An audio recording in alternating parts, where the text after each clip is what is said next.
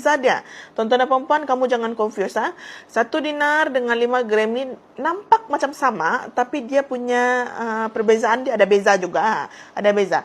Kalau kita beli dinar dia punya perbezaan adalah dia punya berat 4.5 gram, dia berbentuk bulat. Okay? So dinar ni dia punya rupa ni macam ni. Dinar ni dia punya rupa macam ni, yang warna hijau ni kamu nampak kan? Yang warna hijau ni, ini adalah rupa untuk dinar, okey? So dinar dia punya rupa macam ni dan berat dia 4.5 gram ada. Kita juga ada dinar 5 dinar. So 5 dinar dia macam ni ya. 5 dinar, ni nah. Okey? 5 dinar berat dia 21.25 gram. And then 5 dinar kita ada, 10 dinar pun kita ada. 10 dinar ni macam mana dia nak? 10 dinar ni berat dia macam ni.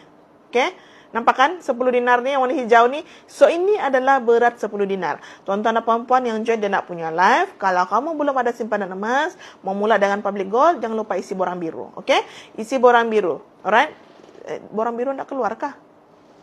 Okey. So pastikan tuan-tuan dan puan-puan isi borang biru. Okey, now sekarang tuan-tuan dan puan-puan, saya mau cerita pula.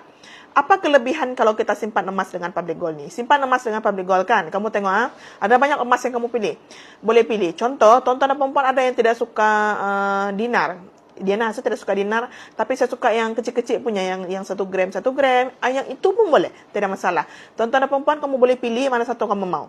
Yang penting ikut kamu punya budget. Alright? Okay, so kalau kita tengok tadi, ini emas. Okay, so ada banyak lah. Yang warna merah ni, ini adalah desain taifuk. Ada orang dia suka desain naga-naga. Desain naga-naga, dia punya apa ni, warna merah. Kalau yang tak suka warna naga-naga, tapi dia suka bunga-bunga, kamu boleh ambil desain bunga emas. Bunga emas ni yang warna biru.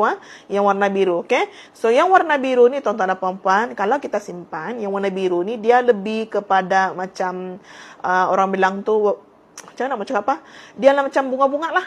Yang suka bunga-bunga tu ngam lah. Macam tu. Tapi kalau yang desain dinar ni dia lebih kepada macam desain-desain Islamik sikit. Okay? Islamik maksud saya ni dia macam bentuk, adalah macam bentuk-bentuk dia punya desain-desain tu kan. Nampak Islam.